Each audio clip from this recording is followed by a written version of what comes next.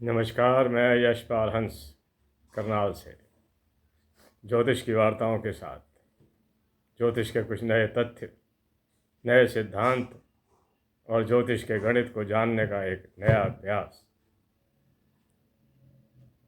आज मैं आपको एक नई बात बताता हूँ।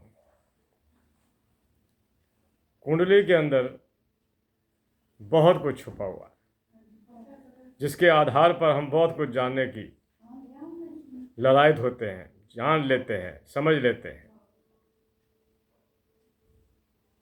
कुंडली में एक योग है, स्थान परिवर्तन योग। स्थान परिवर्तन से मतलब आप समझिएगा, बृहस्पति के घर में शुक्र बैठ जाए, शुक्र के घर में बृहस्पति बैठ जाए, इसे स्थान परिवर्तन योग कहते हैं। मंगल के घर में सूर्य बैठ जाए, सूर्य के घर में मंगल बैठ जाए, इसे स्थान परिवर्तन योग कहते हैं। बुध के घर में बृहस्पति, बृहस्पति के घर में बुध, स्थान परिवर्तन योग। ये स्थान परिवर्तन योग अति उत्तम है। कल या परसों की बात है शायद, मैं एक कुंडली देख रहा था। वो किसी भूतपूर्व प्रधानमंत्री की कुंडली थी।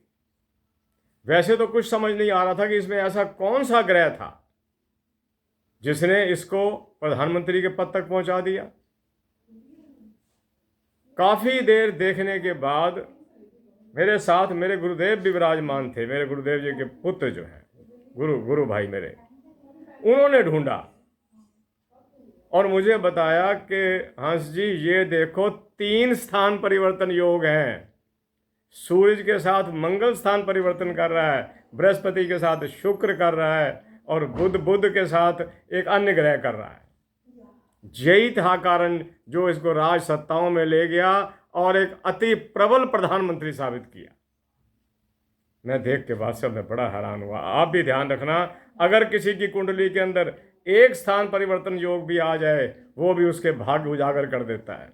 2 आ जाए तो बात ही क्या है, 3 तो राजा बना ही देते हैं। वो आपके सामने, मैं वो पुस्तक लेकर बैठा था, मैं आपको पुस्तक दिखाता। मुद्रक ने, किताब को छापने वाले ने, वो कुंडली टाइटल पेज पर दी ताकि लोग समझें कि प्रधानमंत्री बनना इतना आसान काम नहीं है, इसके लिए कोई योग चाहिए होते हैं। मेरे प्यारे बंधुओं, 3 स्थान परिवर्तन योग हो जाना, सूर्य के साथ मंगल बदल गया, शुक्र के साथ बृहस्पति बदल गया, बहुत बड़ी बात।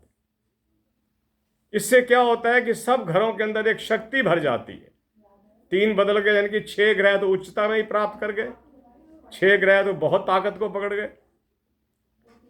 ये तो था स्थान परिवर्तन। इस पर मैं और चर्चा करता रहूंगा। स्थान परिवर्तन योग एक बहुत बड़ी बात होती है। हम यूं ही कह देते हैं, दूसरा समझता ही नहीं है कई बार कि ये स्थान परिवर्तन किस चीज की बात कर रहे हैं।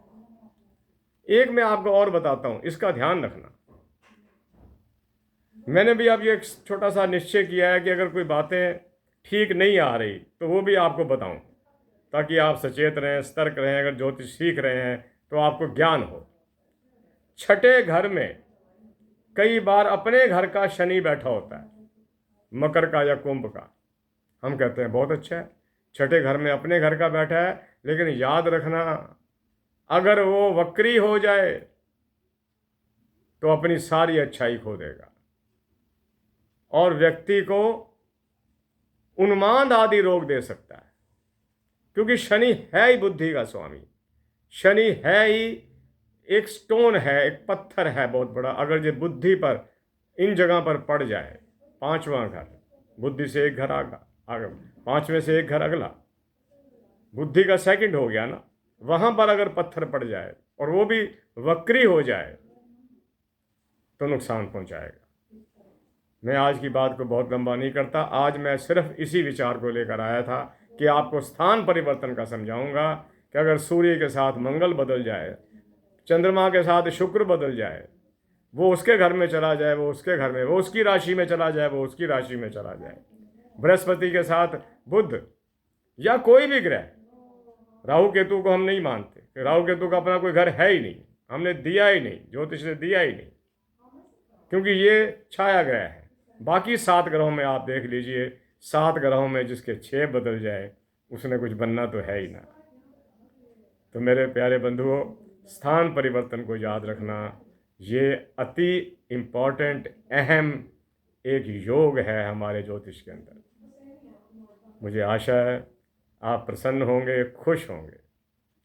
ईश्वर आप पर अपनी कृपा बनाए रखे।